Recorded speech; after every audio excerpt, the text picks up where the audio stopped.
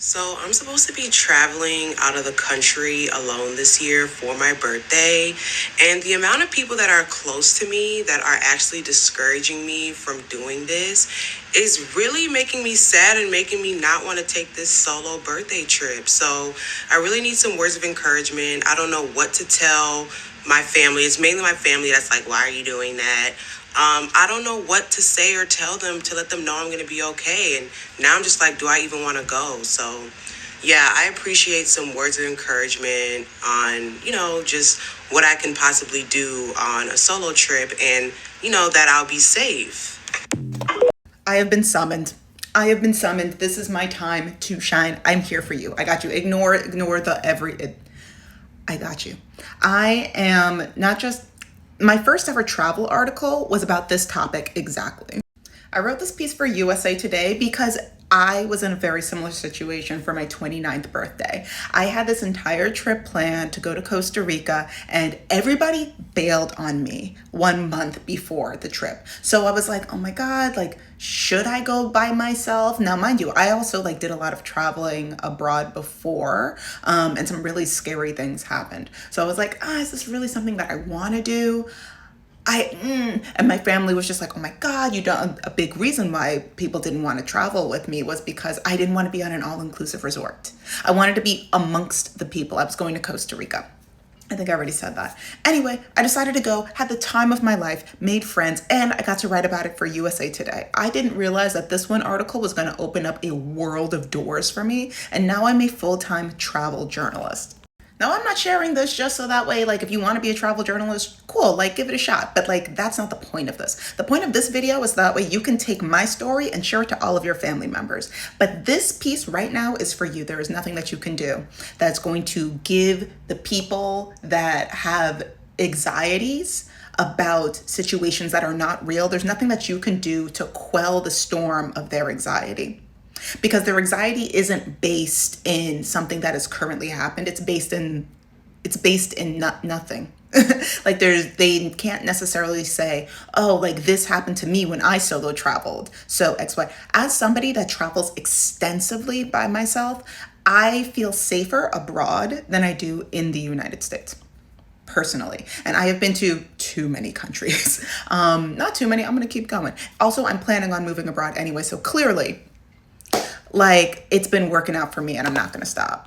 Something that I think I talked about in that article, but I also can't really remember, is if you are single, if you do not have kids, if you do not have anything that is permanently attaching you to this, wherever it is that you are, then if you have the opportunity to travel, especially traveling solo, do it. I'm going to break this down into all of the positives that I can think of right off the cuff. One, you're not on anybody else's itinerary. It is all you. Whatever you want to do, you can do. You don't have to juggle, oh, well, this person doesn't want to do anything outdoorsy, or this person only wants to stay indoors, or this person only wants to be on the resort, or this person only wants to, whatever you want to do, you can do it.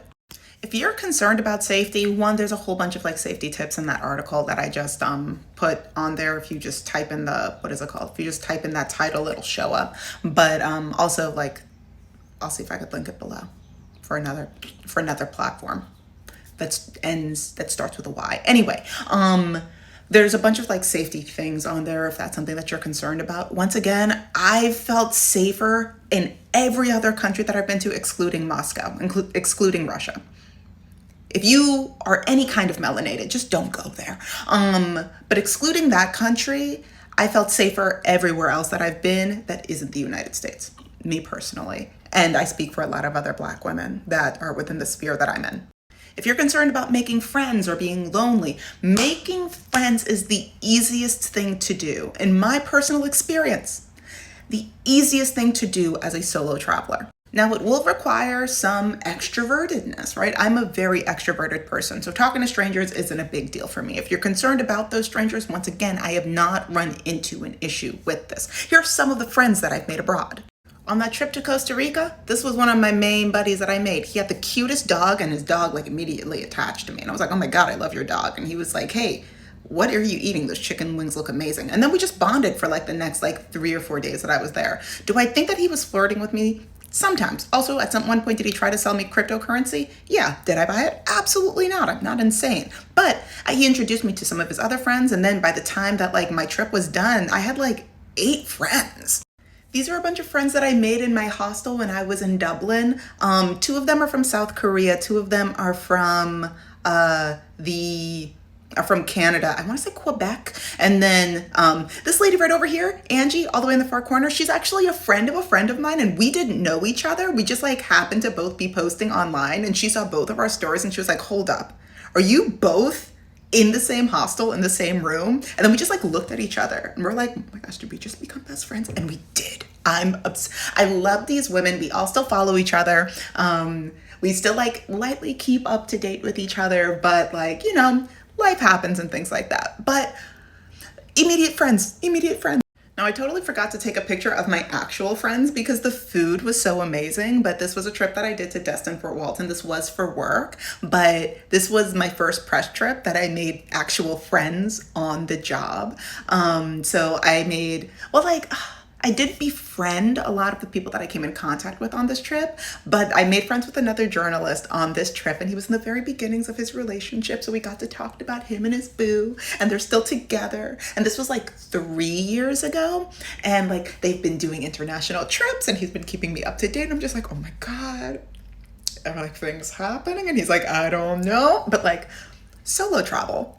And this is me and my friend. This is me. Actually, I got to put one of the pictures from this little like fun time photo shoot that we did in Business Insider because I'm planning on moving to Barcelona, and this picture was in Barcelona where we met. I literally met. So this is Dominique. I'm obsessed with her. We met on the street because she thought that I was going to a business event that she was heading to, and I was lost trying to find my date. And so she's just like, "Oh, I'll just help you find him." And then as soon as we left to the group that I accidentally wandered into, she was like, "Please tell me that you live here. Do you want to be friends?" And I was like, "Say less." So if you're worried about being lonely, it's not a thing when you're solo traveling.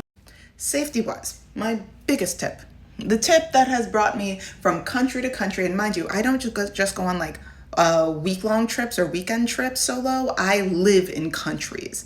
I've lived in Mexico. I've lived in Spain. I'm going to be living in the Canary Islands for a period of time, and then I'm working on like getting my stuff together so I can move to Barcelona long term. Anyway, I do all of this solo.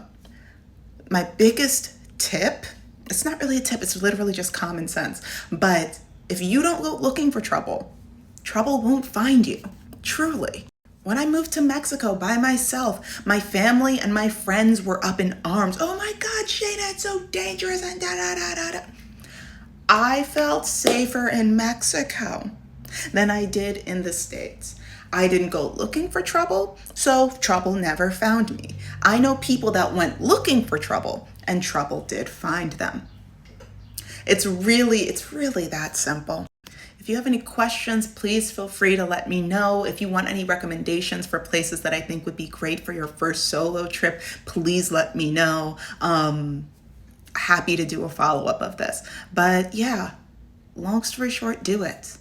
Do it. It's a great, big, beautiful world out there. And one of the saddest pieces of propaganda that we have been force-fed in the United States is that the rest of the world is dangerous, that the rest of the world needs to be avoided, that here is the only place that makes sense. Here is the only place that you can be safe, especially as a person of color, especially as Black people. It's just not true. It's just not true. So any questions at all, please let me know.